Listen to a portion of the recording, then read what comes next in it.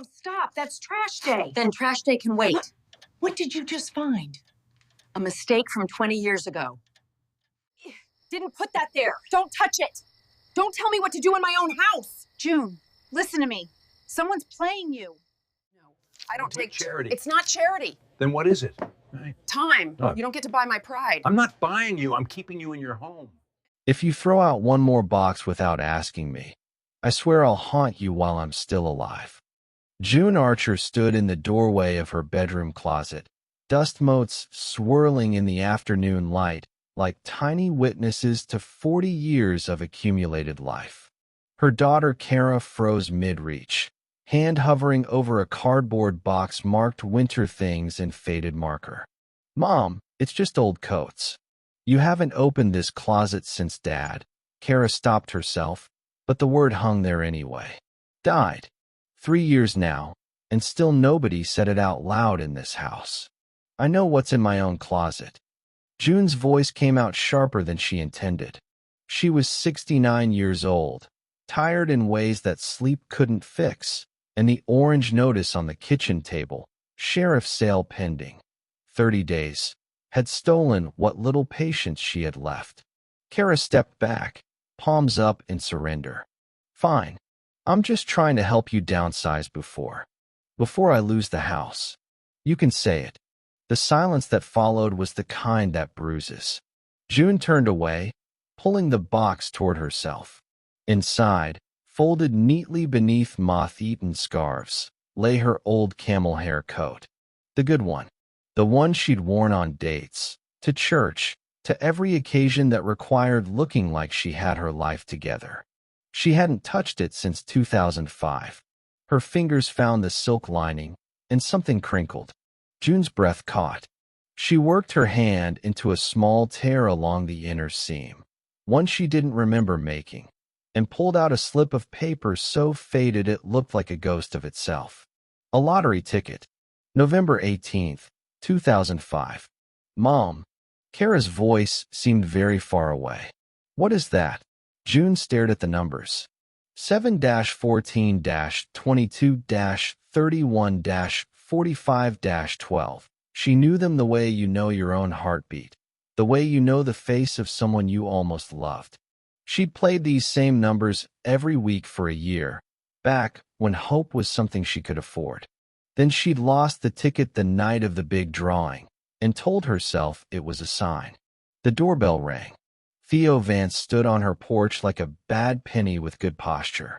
71 years old, silver-haired, and still carrying himself like a man who expected doors to open.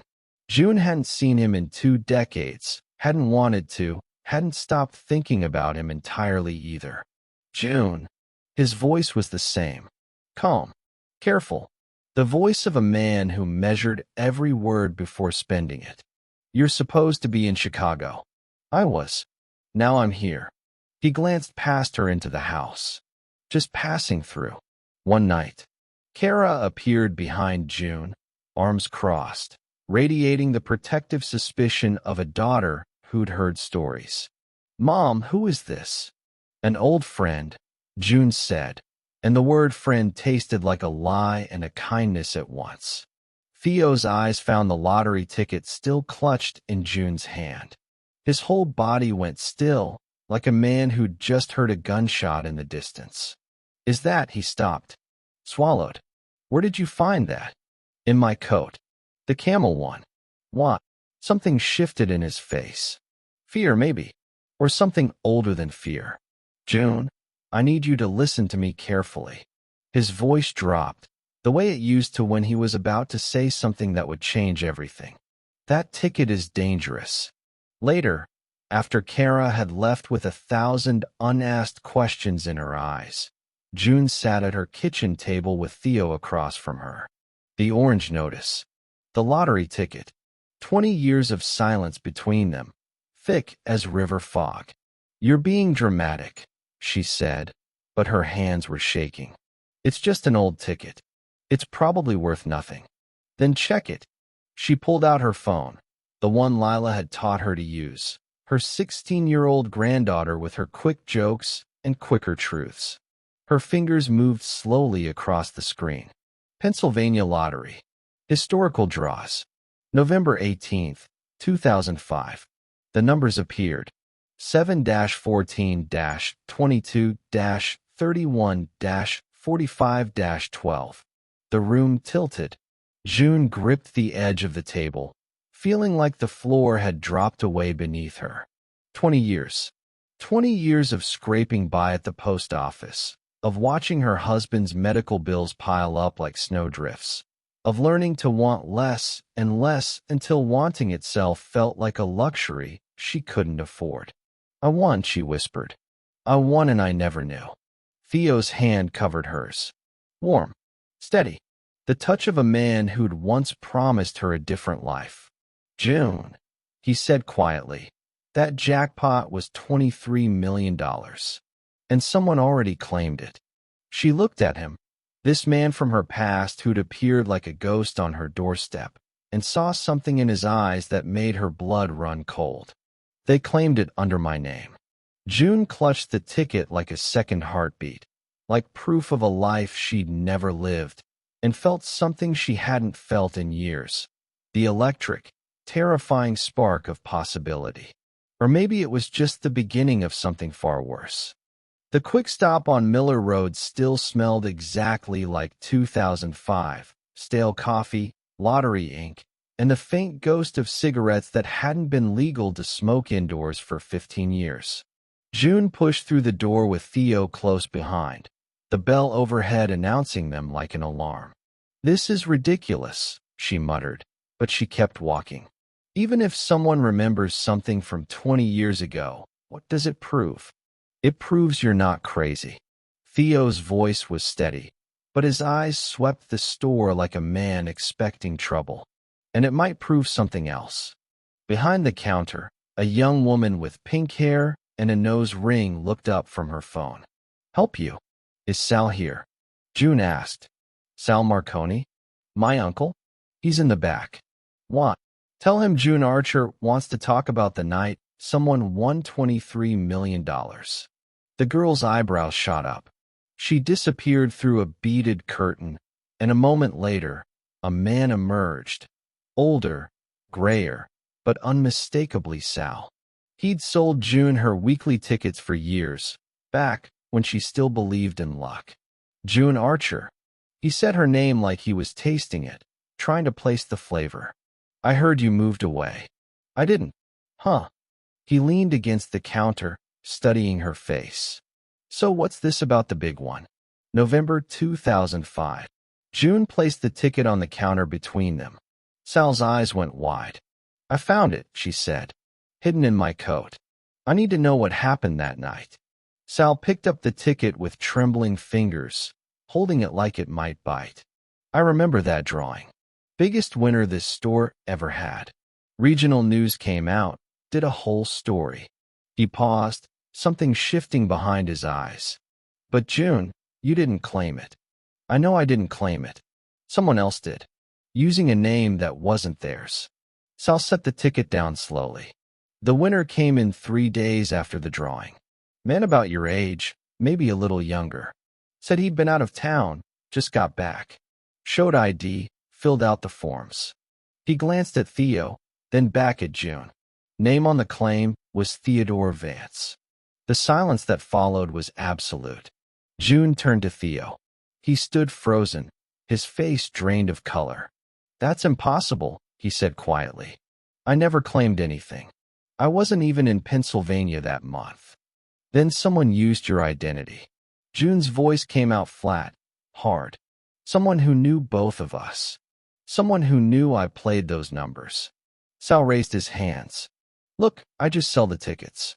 Whatever happened after, that's between you and the lottery commission." He slid the ticket back toward June. "But if I were you, I'd be real careful who I told about this." They were halfway back to June's house when her phone buzzed. Unknown number. She answered it anyway, because at 69 you stop being afraid of telemarketers. "Mrs. Archer?" The voice was smooth, professional, and somehow wrong, like honey poured over broken glass. "My name is Daniel Cross. I'm calling from Claim Right Solutions. We help seniors recover unclaimed assets and resolve complex financial situations. June's grip tightened on the phone. I didn't contact any. We monitor public records, Mrs. Archer. Lottery inquiries, property disputes, that sort of thing. I understand you may have recently discovered something valuable. We'd love to help you navigate the process. How did you get this number? We have resources, Mrs. Archer. That's what we do. I'll be in touch. The line went dead. Theo pulled the car to the curb, his knuckles white on the steering wheel. Who was that? Someone who already knows. June stared at the phone like it had grown teeth. Someone called Claim Right. Said they help seniors with unclaimed assets. Claim Right. Theo's jaw tightened. I've heard of them. They're not helpers, June. They're vultures. They target older people, scare them into signing over rights to things they don't understand. He turned to face her fully. My sister nearly lost her house to them 2 years ago. That's why I'm here. I've been tracking their patterns, trying to figure out how they find their marks. And you just happened to show up on my doorstep the same day I found this ticket? I showed up because your name appeared on a list I shouldn't have access to. A list of high-value targets. I didn't know why until I saw what you were holding. June wanted to argue, wanted to cling to the anger that felt safer than fear. But something in his voice rang true. The same honesty that had drawn her to him 20 years ago. The same steadiness that had almost made her leave everything behind. We need to get home, she said finally. Now. The front door was unlocked. June knew she'd locked it. She always locked it. 3 times, checking each one. A habit born from years of living alone after Harold's night shifts at the mill. But the door swung open at her touch, smooth and silent as a whisper. Stay here, Theo said. Like hell. They moved through the house together. Living room, untouched. Kitchen, the orange notice still on the table, exactly where she'd left it. Bedroom, closet door open, boxes shifted slightly. Or was she imagining it? But when they reached the spare room, June's stomach dropped. The camel hair coat was gone. Not thrown aside, not rifled through. Gone. The box that had held it sat empty, its flaps folded neatly as if someone had taken their time. As if they wanted her to know. They were here, June breathed. While we were at the store, they were in my house. Her phone buzzed again. A text this time, from Lila. Grandma, what's going on? Mom's freaking out. Also, I'm coming over. Don't throw anything else away without me. Then another buzz. A photo from an unknown number. June opened it and felt the world tilt sideways. It was the coat, folded neatly on what looked like her own front porch. And tucked into the pocket, visible through the camel-colored fabric, was the white edge of the lottery ticket she'd left in Theo's car. They'd returned it. But why? Theo took the phone from her shaking hands, stared at the image, and said the only thing that made sense. They're not trying to steal it, June. They're trying to send a message. Lila arrived 20 minutes later, dark hair pulled back, phone already recording. Okay, so let me get this straight, she said, pacing June's kitchen like a prosecutor in training. You found a winning lottery ticket from 20 years ago hidden in a coat. Some random hot grandpa from your past shows up the same day. The ticket was already claimed by someone using his name. A creepy company called you within hours, and now someone broke into your house, stole the coat, and then returned it? That's accurate, June admitted. This is insane. Lila's eyes were bright with something between fear and excitement. This is literally paper napalm. You know that, right? One wrong move, and everything explodes. Lila, I'm filming everything from now on. For evidence. She held up her phone. And also because if we all die mysteriously, someone needs to know what happened. No one is dying, Theo said, but he didn't sound certain. June walked to the front porch. The coat lay exactly where the photo showed, folded with almost surgical precision. She picked it up felt the weight of it, the familiar scratch of wool against her fingers. The ticket was there, tucked into the inside pocket. But when she pulled it out, her blood went cold. Someone had signed the back. Not her signature. Not Theo's. A name she didn't recognize, written in handwriting that was neat, deliberate, and absolutely not hers. "They're claiming it," she whispered. "Again, right in front of me." Theo took the ticket, studied the signature. His face went gray. "This handwriting," he said slowly. "I've seen it before. In the documents my sister signed. The ones that almost took her house." He looked up at June, and for the first time, she saw real fear in his eyes. "Claimright isn't just watching you, June. They've done this before. And whatever they're planning, we just became part of it." Outside, a car engine started somewhere down the street. June clutched the coat to her chest, feeling like a woman standing at the edge of a cliff she couldn't see the bottom of. The ticket that was supposed to save her might just destroy everything instead. "You've been tracking them." It wasn't a question.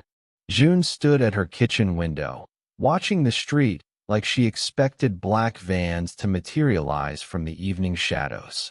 Behind her, Theo sat at the table with his laptop open, the screen casting blue light across his weathered face.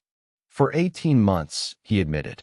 "After what they did to my sister, I couldn't let it go." Margaret signed over power of attorney for her unclaimed pension benefits. Turned out there were no benefits.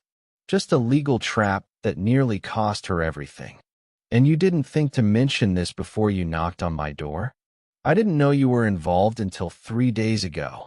He turned the laptop toward her. On the screen was a spreadsheet, names, dates, locations. Claimright works a pattern.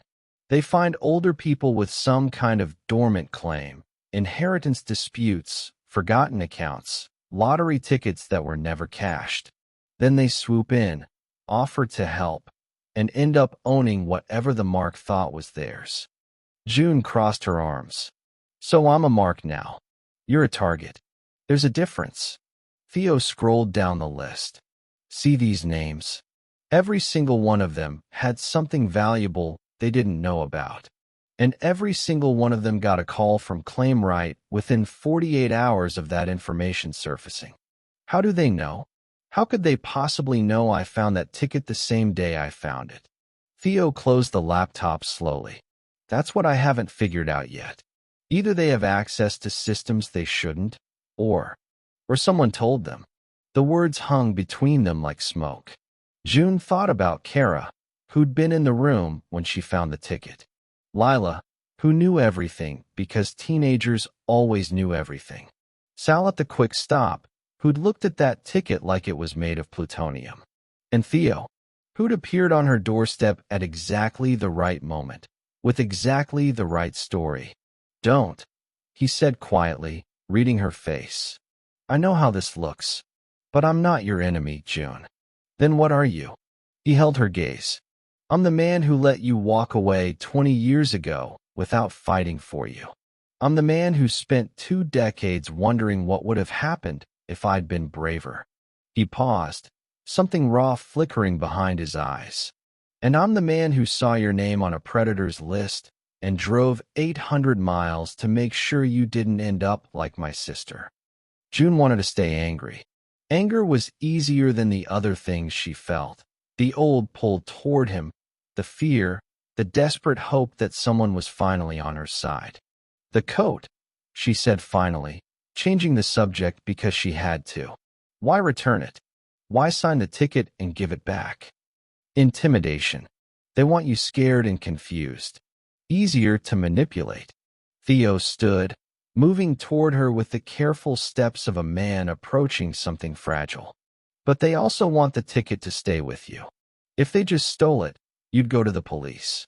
This way, you're holding evidence of a crime you can't prove, with a signature you can't explain." "So what do I do?" "Just wait for them to." A knock at the door. Sharp, deliberate. 3 times. June's heart seized. The coat lay on her porch again. This time, it wasn't alone. Someone had folded it neatly, placed it on the welcome mat, and tucked a manila envelope beneath it like a gift from a very patient predator. "Don't touch it," Theo said, but June was already reaching down. Inside the envelope, a single newspaper clipping, yellow with age. The headline read, "Local lottery winner found dead. Accident or foul play?" The date was March 2006, 4 months after the drawing. The photo showed a man June didn't recognize, middle-aged, smiling, holding an oversized check in front of this very quick stop. But behind him, partially obscured by the crowd, was a face she knew. Harold, her husband, standing in the background with an expression she'd never seen on him before. Fear. "Oh God," June whispered. Theo took the clipping from her trembling hands, studied it. "This winner, Thomas Brennan. I remember the name from my research. He claimed a jackpot in early December 2005, just 2 weeks after your drawing. Different numbers, different prize. But he died in a car accident 3 months later. Single vehicle. No witnesses. Why is Harold in this photo? I don't know. Why would someone send me this? I don't know that either." Theo's jaw tightened. "But whoever's doing this isn't just after your ticket. They're trying to tell you something about the past. Something you were never supposed to know." June grabbed the coat, shook it out, checked every pocket. Empty. She ran her fingers along the lining, the familiar silk sliding beneath her touch, and stopped. There, along the inner seam. The same place she'd found the ticket. But deeper this time, harder to reach. Her fingers closed around something flat, stiff. Paper. She pulled it out. A sealed envelope, small and cream-colored, with her name written across the front in handwriting that made her knees buckle. Harold's handwriting. That wasn't there before, she breathed. "I checked. When I found the ticket, I checked every inch of this coat." "Are you sure?" "I'm sure." Her voice cracked. "Someone put this here. Recently. Someone who wanted me to find it now, after everything else." Theo stepped closer. "June, whatever's in that envelope." "I know." She turned it over in her hands, feeling the weight of it, the impossibility of it. A letter from her dead husband, hidden in a coat she hadn't touched in 20 years, appearing only after she'd found the ticket that had ruined everything. Or saved everything. She wasn't sure anymore. Lila found her an hour later, sitting alone at the kitchen table with the envelope unopened in front of her. Theo had gone to check the perimeter, his word, perimeter, like they were in a war movie, and June had asked for a few minutes alone. "Grandma." Lila slid into the chair across from her, phone mercifully absent for once. "Mom told me about the break-in, and the coat coming back, and the—" She gestured at the envelope. "What is that?" "A letter from your grandfather. But he's—" "I know." Lila was quiet for a long moment. Then, with the particular gentleness that teenagers hide beneath their sarcasm, "Do you want me to open it with you?" June looked at her granddaughter. This fierce, funny girl who'd inherited Harold's stubbornness and her own sharp tongue. 16 years old, and already braver than June had been at twice her age. "Yes," June said. "I think I do." She broke the seal. Inside was a single sheet of paper, covered in Harold's cramped handwriting. The letter was dated November 19th, 2005, the day after the drawing. "June, if you're reading this, I'm probably gone, and you found the ticket I hid from you. I need you to understand why. I found it first, in your coat pocket, the night of the drawing. I checked the numbers while you were sleeping. When I saw that you'd won, I didn't feel joy. I felt terror. 3 weeks before, a man came to the mill asking questions. Said he represented a company that helped people optimize their winnings. I didn't think much of it until I heard what happened to the Brennan family. Thomas Brennan won a jackpot in October. By December, he was getting threatening calls. By March, he was dead. I couldn't let that happen to you. So I hid the ticket where I knew you'd never look. in a coat you only wore when you were trying to impress someone. I figured if you never found it, you'd never be in danger. The debt I took on after, the second mortgage, the loans, that was me trying to protect you without explaining why. I know you thought I was hiding something. I was. But I was hiding it for you, not from you. If this letter has found its way to you, it means someone wanted you to know the truth. Be careful who you trust. And June, I'm sorry. For all of it. For not being brave enough to tell you while I could still hold your hand. Yours, always, Harold. June read the letter twice. 3 times. The words blurred through her tears until Lila gently took the paper from her hands and read it herself. Grandpa, Lila whispered. He was protecting you this whole time. He let me think. June's voice broke. All those years, I thought he'd made bad investments. Thought he'd been careless. I was so angry with him, even after he died. But he wasn't careless. He was scared. He was trying to keep me safe from something I didn't even know existed. June pressed her palms against her eyes, feeling the weight of 2 decades of misunderstanding crashing down on her. And now whoever killed Thomas Brennan, or whoever's taken over where they left off, they're coming for me anyway. The front door opened. Theo stepped inside, saw their faces, and stopped cold. What happened? June handed him the letter without speaking. She watched his expression change as he read. Confusion, then understanding, then something darker. June, he said slowly. This letter mentions October. Thomas Brennan won in October 2005. So, your ticket was drawn in November. But the claim in my name, the one Sal told us about, that was filed in November too. Which means, he trailed off, something clicking into place behind his eyes. Which means what? Theo set the letter down carefully. Which means Thomas Brennan couldn't have claimed your ticket. He was already dead by March 2006, but the claim was filed months before that. Someone else used both his winning and your winning to run some kind of scheme. He looked at her with an expression that was half fear, half revelation. Claim right didn't just target you, June.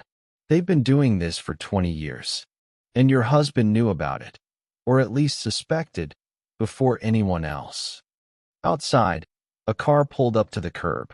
June watched through the window as a black sedan parked across the street, engine idling. No one got out. They're here, Lila breathed. They've been here, June said quietly. We just didn't know it. She looked at the letter in Theo's hands, at the ticket on the table with its forged signature, at the newspaper clipping showing her husband's frightened face in a crowd of smiling strangers. All these years, she'd thought losing that ticket was the worst thing that ever happened to her. Now she was beginning to understand it might have been the only thing that kept her alive. The black sedan stayed parked across the street for 3 hours. No one got in. No one got out. It just sat there, engine off now, windows tinted so dark they might as well have been painted. They want us to see them, Theo said, standing back from the window. It's a pressure tactic. Make you feel watched until you make a mistake. What kind of mistake? Lila asked. She'd refused to go home despite June's protests and Kara's increasingly frantic texts. The kind where you sign something you shouldn't. Or call someone you shouldn't. Or, he stopped, glancing at June. Or you reach out to them first, thinking you can negotiate. I wasn't planning to negotiate with anyone. Good. Because that's exactly what they're counting on. June's phone buzzed. Another text from an unknown number. We can make the sheriff's sale go away. All you have to do is ask. She showed it to Theo. His expression hardened. They know about the house. Everyone knows about the house. June's voice was bitter. The notice is public record. My daughter's been trying to get me to sell for 6 months. The whole town probably knows June Archer is about to lose everything her family built. That's why they picked you. Theo paced the living room, hands shoved in his pockets. Vulnerable. Isolated. Something to lose. Something to hope for. He turned to face her. They're not just after the ticket, June. They're after you. Your signature. Your identity. Whatever legal claim they can manufacture using your name and your desperation. So what do? Sit here and wait for them to. A knock at the door. Different this time. Not sharp and threatening, but hesitant. Almost apologetic. Kara's voice came through the wood. Mom? Open up. We need to talk. Absolutely not. Kara stood in the kitchen doorway, arms crossed, wearing the expression she'd inherited directly from June. Stubborn, furious, and terrified underneath it all. Mom, listen to me. I talked to a lawyer. A real one, not some predatory scam company. He said if you just let the house go, take the loss, walk away, they have nothing to leverage. No debt, no pressure, no reason to keep targeting you. This is my home, Kara. It's a building. It's wood and brick and 40 years of memories. But it's not worth your safety. Kara's voice cracked. Dad already died in this house. I can't watch you die in it too. The words landed like a slap. June saw Lila flinch in her peripheral vision, saw Theo quietly step back to give them space. Your father, June said slowly, spent the last years of his life protecting me from something I didn't understand. He took on debt. He let me think he was irresponsible. He carried that weight alone because he thought it would keep me safe. She picked up Harold's letter from the table, held it out to her daughter.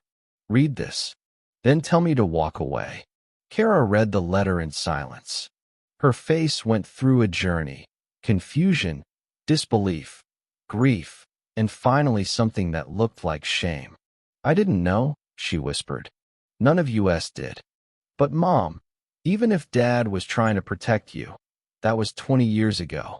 These people, whoever they are, they've had 2 decades to get better at this. What makes you think you can fight them now? I don't think I can fight them. June took the letter back, folded it carefully. I think I have to understand them first. Understand what they did, how they did it, and why they're still doing it. Because if Harold was right, if Thomas Brennan was murdered for his winnings, then I'm not the first person they've destroyed. And I won't be the last. Kara opened her mouth to argue, but Theo stepped forward. She's right, he said quietly. My sister was one of their targets. She barely escaped. But there were others who didn't. People who signed away their homes, their savings, their entire identities. Claim right doesn't just take money. They take lives, piece by piece, until there's nothing left. He met Kara's eyes. Your mother isn't just fighting for herself. She's fighting for everyone they've ever hurt. That's very noble, Kara shot back. But noble doesn't pay the mortgage. Noble doesn't stop the sheriff's sale in. She checked her phone. 26 days. No, Theo said. But I might be able to. The motorcycle was a 1972 Harley-Davidson Electra Glide. Theo had bought it 30 years ago with money he'd saved working double shifts at a printing press. He'd rebuilt the engine himself, replaced every gasket, polished every chrome surface until it gleamed like liquid silver. June found him in her driveway the next morning, phone pressed to his ear, speaking in low tones. When he hung up, his face was carefully blank. What did you do? She asked. I made some calls. There's a collector in Philadelphia who's been after this bike for years. He's wiring the money today. Theo, it's enough to stop the sheriff's sale clock.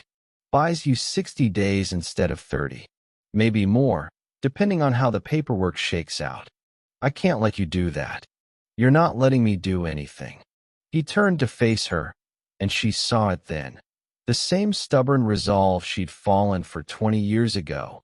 The same quiet strength that had almost made her leave everything behind. I'm choosing this. The same way Harold chose to protect you. The same way you're choosing to fight instead of run. That bike is the only thing you have left from your old life. No. His voice softened. It was the only thing I had left from the life I was supposed to live. The life I thought I wanted. He reached out, touched her hand. Just briefly, just enough. But that life never included you, June. And any life that doesn't include you isn't worth holding on to. She wanted to argue, wanted to push him away, protect herself from the vulnerability that came with letting someone help. But she was 69 years old, and she was tired of fighting alone. They'll know, she said finally. Whoever's watching, they'll know someone paid off the debt. They'll know you're involved. Good. Let them know. Theo's jaw set. Let them understand that you're not alone anymore. That whatever they're planning, they'll have to go through both of us. The money arrived that afternoon. Theo handled the paperwork through an anonymous money order. Untraceable, he said, or at least difficult to trace. June watched him work with the quiet efficiency of a man who'd spent 18 months learning how predators operated. She didn't tell Kara where the money came from. Let her daughter think it was a small miracle, a last-minute reprieve. The truth would only complicate things. But Lila figured it out. Of course she did. He sold his motorcycle, she said, finding June alone in the kitchen that evening. The silver one he rode in on. I saw him loading it onto a trailer this morning. You see too much. I'm 16. Seeing too much is literally my job. Lila leaned against the counter, studying her grandmother with those sharp eyes. He really loves you, doesn't he? I don't know if love is the right word. What word would you use? June considered the question. 20 years ago, she would have said obsession, or infatuation, or the thing that almost wrecked my marriage. But now, watching Theo sacrifice his last piece of freedom to buy her time she hadn't asked for. Devotion, she said finally. The kind that doesn't ask for anything back. That's the best kind. It's also the most dangerous. Lila was quiet for a moment. Then, Grandma, can I ask you something? You're going to anyway. What happened between you two? Back then, I mean. Mom never talks about it, but I can tell there's a story. June closed her eyes. The memories came whether she wanted them or not. Theo's hand in hers at the county fair, his voice low in her ear promising a different life. The suitcase she'd packed and hidden in the back of her closet. I was going to leave, she said quietly. The night I bought that ticket. I was going to take the winnings, if I won, and disappear. Start over somewhere no one knew my name. With him? Yes. But you didn't. I lost the ticket.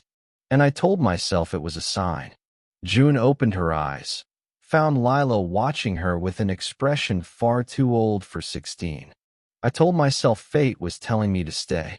To be a good wife, a good mother. To stop wanting things I couldn't have. And now I'm wondering if fate was protecting me from something I couldn't see. Or if I was just too scared to take the leap. The front door opened. Theo stepped inside, brushing rain from his shoulders. It's done, he said.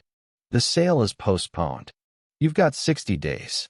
Kara appeared behind him, having arrived just minutes before. She looked between Theo and her mother, something shifting in her expression. I don't know what's happening here, she said slowly. And I don't know if I trust you. This to Theo.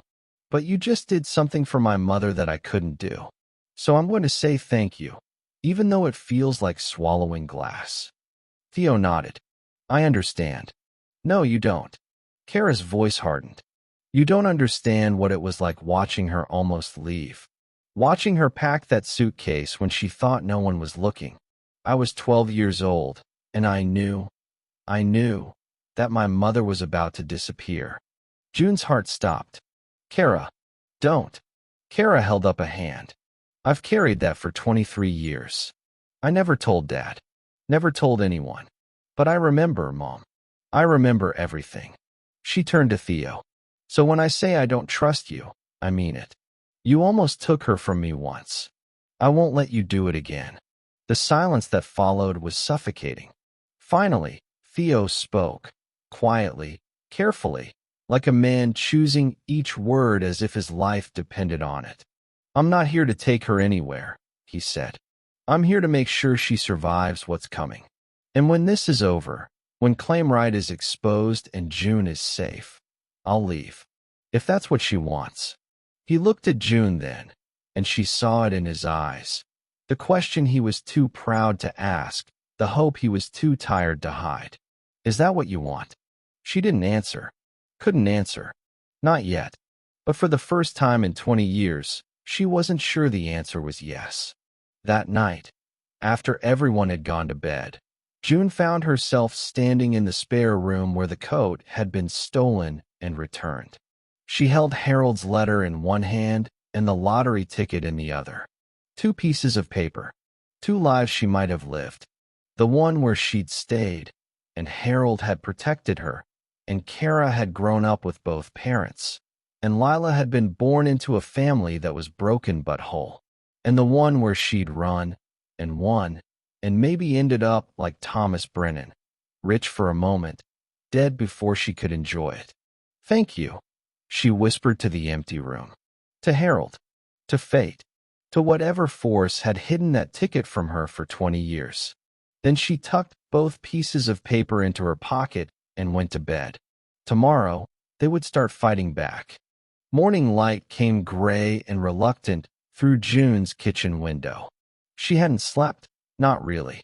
Every creak of the old house sounded like footsteps, every branch against the window like fingers tapping to be let in. Theo found her at the table with 3 cups of cold coffee lined up in front of her, like soldiers she'd forgotten to dismiss. How long have you been up? Define up. June pushed the nearest cup toward him. I keep thinking about Harold's letter. About what he said. Which part? The part where someone wanted me to find it now.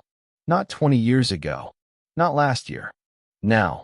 She turned the lottery ticket over in her hands, studying the forged signature on the back. Whoever's doing this, they didn't just steal from me. They're telling me a story, piece by piece. A story about what? I don't know yet. June set the ticket down. But I think the coat has more to tell us. The camel hair coat lay spread across June's bed like a patient on an operating table.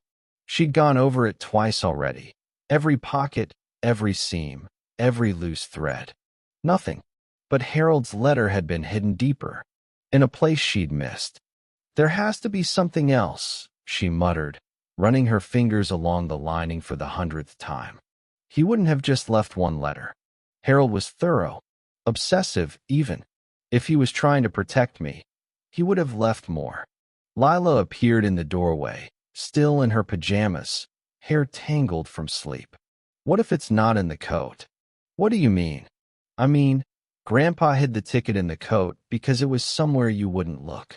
But the letter, someone added that recently, right? After the coat was stolen and returned.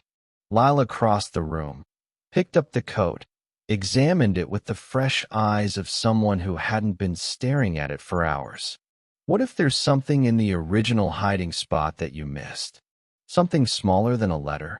June watched her granddaughter's fingers find the tear in the lining, the same tear where she'd found the ticket. Lila reached inside, deeper than June had gone, her whole hand disappearing into the silk. There's another seam here, Lila said slowly. Like a pocket inside a pocket, hidden behind the first one. That's impossible. I would have felt it. No offense, Grandma, but your fingers aren't exactly factory fresh. Lila pulled out a small, flat object wrapped in tissue paper. What's this? June's heart hammered as she unwrapped it. A photograph.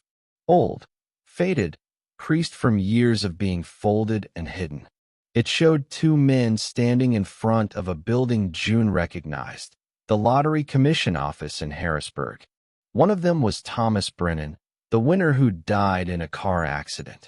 The other was a younger man with sharp features and a smile that didn't reach his eyes. On the back, in Harold's handwriting, Daniel Cross. Claim right. He came to the mill asking questions. I think he knows about June's ticket. Daniel Cross. June breathed. That's the name of the man who called me. Theo took the photograph, studied it. This was taken in 2005, which means Cross has been running this operation for at least 20 years. He flipped it over, read Harold's note again. Your husband knew. He knew who was behind it, and he documented it. But why hide it? Why not go to the police? Because who would believe him? Theo's voice was grim. A mill worker claiming that a lottery winner was murdered by a company no one's heard of? With no evidence except a photograph and a bad feeling. He shook his head.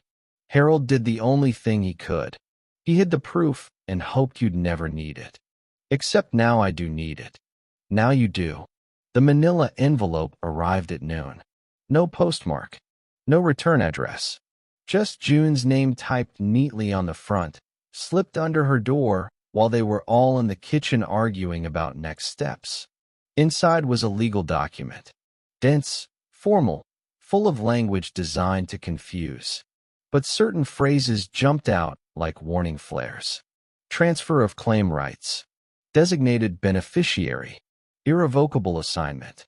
And at the bottom, a signature line with June's name already typed beneath it, waiting for her pen. This is it, Theo said, scanning the document. This is how they do it. They send paperwork that looks official, pressure the target into signing, and then they own whatever claim existed. Legally. Permanently. But I haven't signed anything. You don't have to. Look here. He pointed to a paragraph near the end. It says that failure to respond within 7 days constitutes acceptance of terms. They're not asking for your signature. They're betting you won't read carefully enough to realize you have to actively refuse. That can't be legal. It's not. But by the time anyone proves it, they've already liquidated the claim and disappeared. Theo set the document down. My sister signed something just like this. It took her 18 months and $40,000 in legal fees to undo the damage. June stared at the paper. 7 days. That's all she had to figure out how to fight back against people who'd been doing this for decades. I want to meet him, she said suddenly. Meet who? Daniel Cross. The man in the photograph. The man who called me. June's voice hardened. I want to look him in the eye and let him know I'm not signing anything. I'm not running. And I'm not going to be another name on his list of victims. June, that's exactly what they want. They want you emotional, confrontational, making mistakes. Then I'll be smart about it. She picked up the photograph of Cross and Brennan, held it up. Harold gathered evidence. He documented what he saw. That's what I'm going to do. Build a case. Find other victims. Make it impossible for them to keep hiding in the shadows. Lila raised her hand. I know someone who might help. His name was Marcus Webb. 22 years old, fresh out of journalism school, working for the Millhaven Gazette, which was really just a fancy name for a weekly newsletter that mostly covered high school sports and church bake sales. But Marcus had ambitions. And when Lila texted him about a potential story involving fraud, murder, and a 20-year conspiracy, he showed up at June's house within the hour. Let me make sure I understand, he said, notebook open, pen moving furiously. You found a winning lottery ticket from 2005. Someone already claimed the prize using a false identity. That same someone, or their associates, has been running a scam targeting seniors for at least 2 decades. And you have documentary evidence linking them to a suspicious death. That's the short version, June said. And you want me to what? Write an expose? I want you to help me find other victims. People who signed those documents, lost their claims, maybe lost more than that. June leaned forward. If Claimright has been doing this for 20 years, there have to be others. Other people like me, like Theo's sister. People who might be willing to talk if they knew they weren't alone. Marcus was quiet for a moment. Then, you know this could be dangerous. These people, if they're willing to kill to protect their operation. I'm 69 years old. My husband died protecting me from something I didn't even know existed. My house is 30 days away from being sold out from under me. June's voice didn't waver. I've spent my whole life being careful, being safe, being good.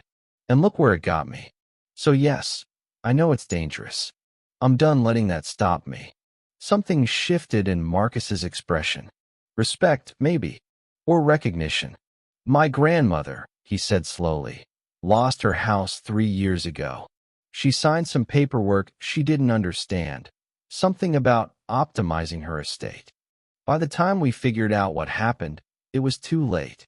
He closed his notebook. I never found out who was behind it, but the company name on the documents was Claim Right Solutions. The room went silent. Then you understand, June said quietly. Yeah. Marcus stood up, tucked his notebook into his jacket. I understand. And I think it's time someone made these bastards pay. That night, June sat alone on her back porch, watching the stars emerge one by one. The black sedan was gone, had been gone since that morning, as if whoever was watching had decided to give her space. Or was planning something worse. Theo found her there, 2 cups of tea in his hands. He offered one without speaking, and she took it the same way. You know, she said after a while, the night I bought that ticket, I was ready to leave everything. Harold, Kara, this house. All of it. I know. I had a suitcase packed, hidden in the closet, behind those same boxes we were cleaning out. June sipped her tea, let the warmth spread through her. I was going to wait for the drawing. If I won, I was going to take the money and go. If I lost, I was going to stay. Let fate decide. But you lost the ticket. I thought I lost it. Turns out Harold found it first. She laughed, a small, bitter sound. He must have checked my numbers. Must have known I'd won. And instead of telling me, he hid it.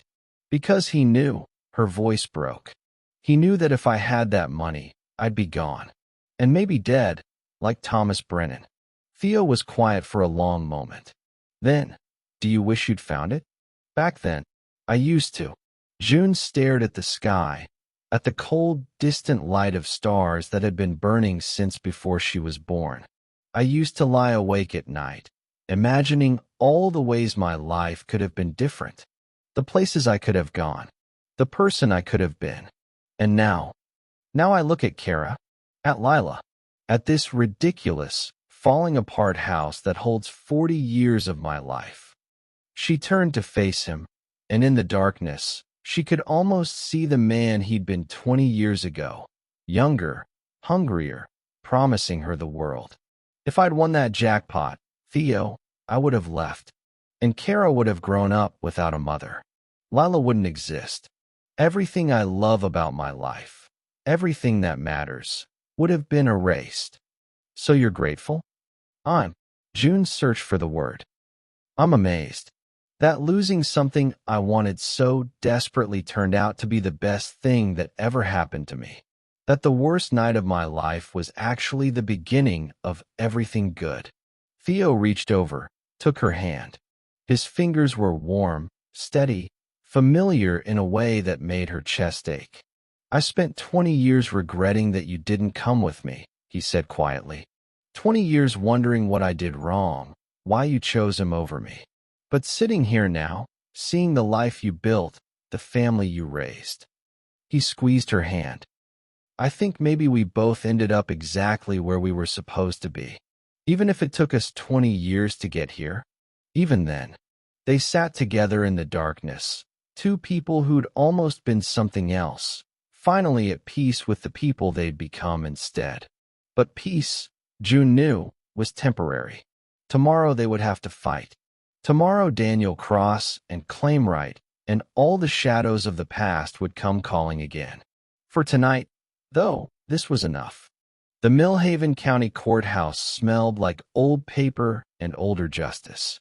June stood in the hallway outside Courtroom B, her camel hair coat draped over her arm like armor she wasn't sure she needed anymore. 3 weeks of preparation had led to this moment. 3 weeks of sleepless nights, whispered phone calls, and the slow, painstaking work of building a case against people who'd spent 20 years learning how to disappear. You ready? Theo asked, standing beside her. No. June smoothed the front of her blouse. But I wasn't ready for any of this. Hasn't stopped me yet. The courtroom doors swung open. Marcus Webb emerged, notebook in hand, looking younger than his 22 years, but carrying himself with a gravity that hadn't been there a month ago. "They're here," he said. "Cross and 2 lawyers. They look nervous."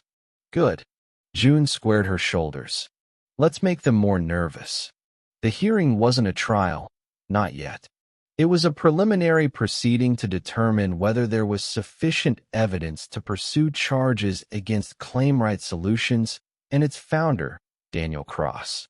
The district attorney, a sharp-eyed woman named Patricia Okonkwo, had taken the case after Marcus's article in the Gazette went viral, picked up first by the Philadelphia Inquirer, then by national outlets hungry for a story about predatory schemes targeting the elderly.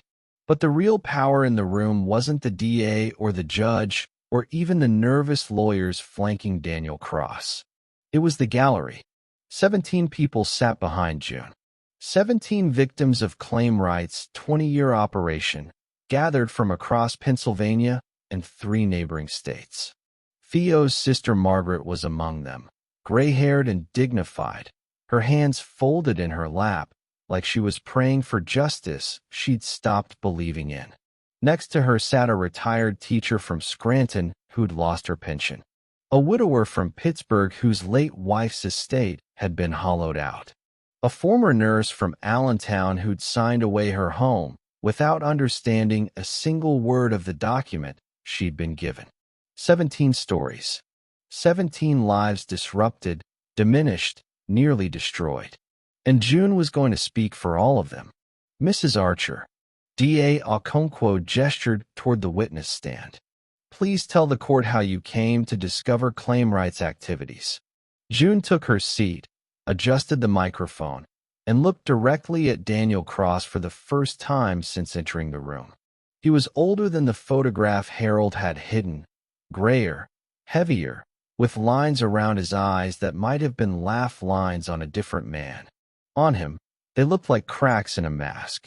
He met her gaze without flinching, but she saw something flicker behind his eyes. Fear. The same fear he'd spent decades cultivating in others. "It started with a lottery ticket," June began. "One I bought 20 years ago and lost, or thought I lost, the night of the drawing." She told the story simply, without embellishment. The coat, the hidden seam, the numbers that matched a jackpot she'd never claimed. She told them about Theo's arrival, about Claimright's phone call, about the break-in that wasn't quite a break-in and the coat that was stolen and returned like a threat wrapped in politeness. She told them about Harold's letter. "My husband found the ticket before I did," she said, her voice steady despite the tears threatening at the edges. "He hid it because he'd seen what happened to another winner, a man named Thomas Brennan, who died in a suspicious accident 4 months after claiming his prize. Harold was afraid the same thing would happen to me." Objection. One of Cross's lawyers rose. "This is hearsay and speculation." Overruled. The judge, a stern woman in her 60s, fixed the lawyer with a look that could have frozen water. "The witness is testifying to documented evidence already entered into the record. Continue, Mrs. Archer." June continued. She told them about the photograph of Cross and Brennan, about Harold's notes, about the legal documents designed to trick elderly victims into signing away their rights. She told them about Marcus Webb's investigation, which had uncovered 17 additional victims, and those were only the ones willing to come forward. Claimright Solutions, she concluded, isn't a company. It's a predator. It finds people who are vulnerable, people who are old, or sick, or scared, or desperate, and it takes everything they have. Not with violence, with paperwork, with fine print, with phone calls that sound helpful until you realize they're threats. She turned to face the gallery, meeting the eyes of each victim in turn.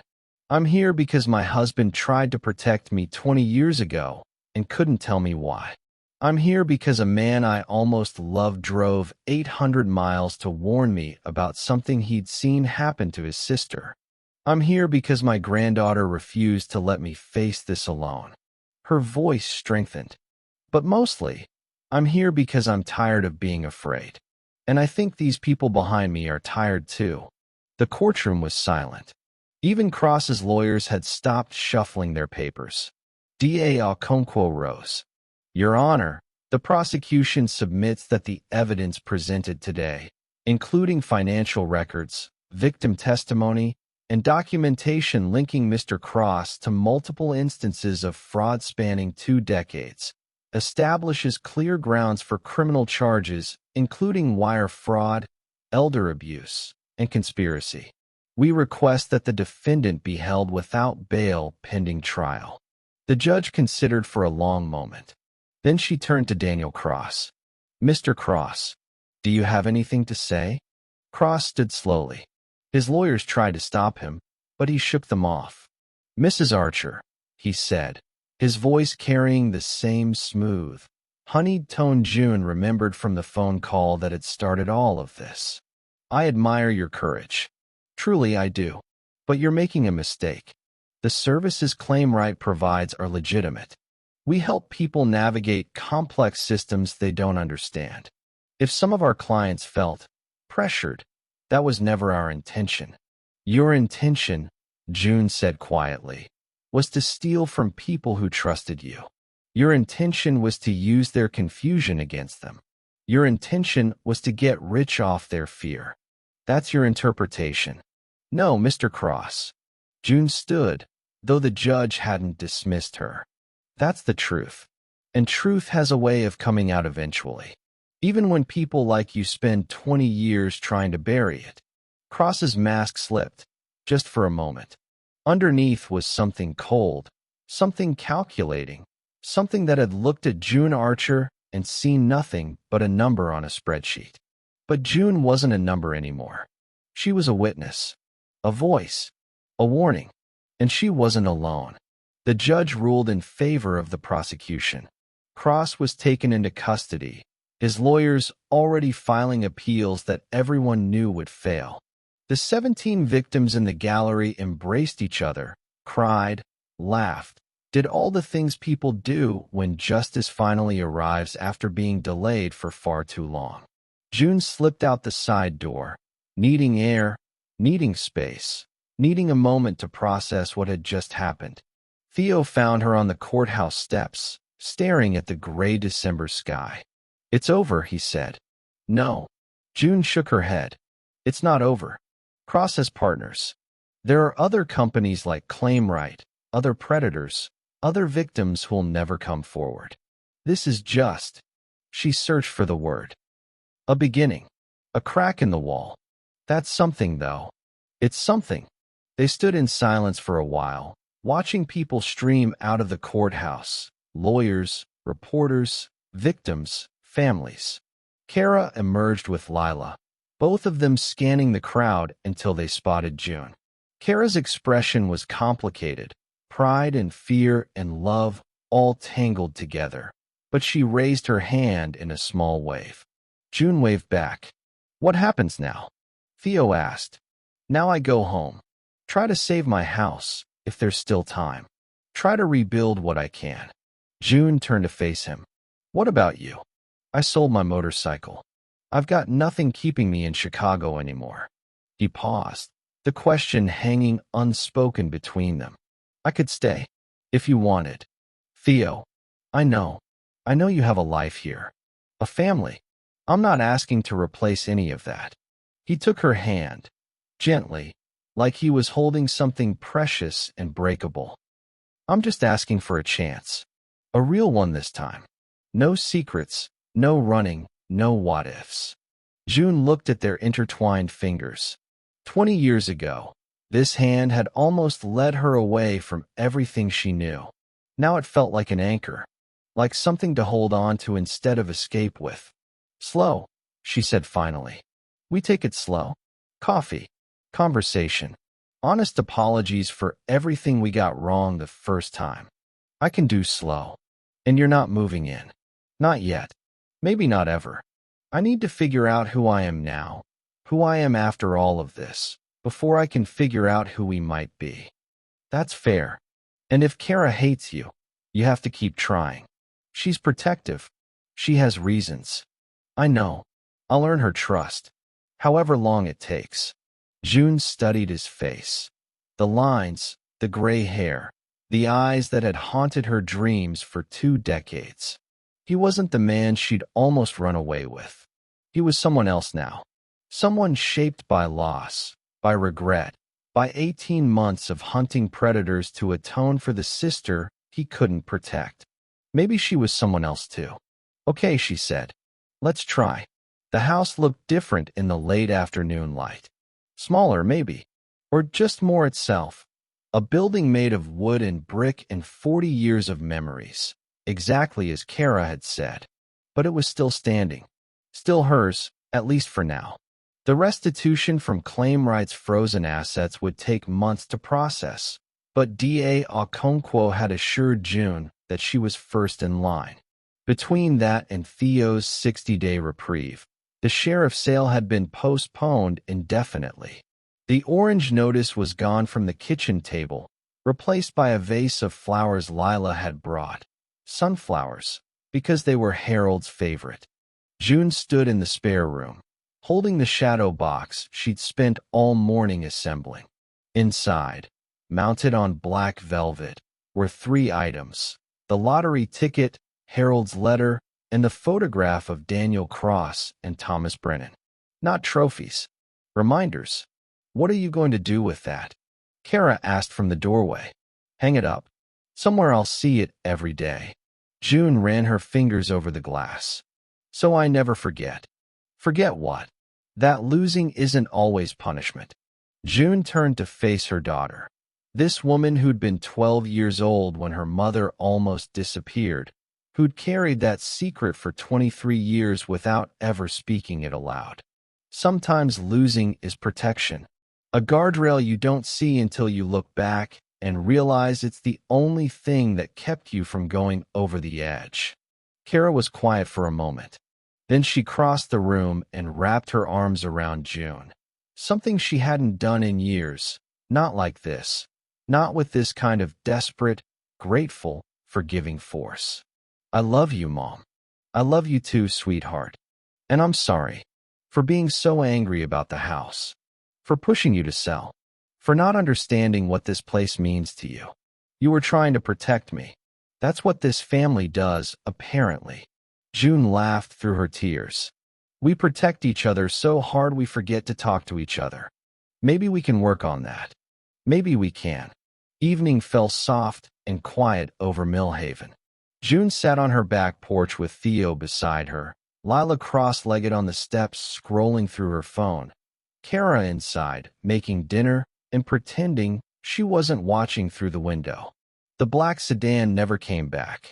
Neither did the threatening calls, the Tupelite break-ins, the shadows that had pressed against June's life for 3 terrifying weeks. Daniel Cross was in custody. His operation was crumbling. And somewhere, in courthouses and law offices across 4 states, the slow machinery of justice was grinding forward. It wasn't a fairy tale ending. There was no jackpot, no sudden wealth, no magical solution to decades of struggle. June's house still needed a new roof. Her savings were still thin. Her body still ached in the mornings, and her heart still carried scars that would never fully heal. But she was here, alive, surrounded by people who loved her. And for the first time in 20 years, she wasn't wondering what might have been. Grandma, Lila said, looking up from her phone. You know what I think? What's that? I think you should write a book. About all of this. The ticket, the conspiracy, the whole thing. Lila grinned. I'd read it.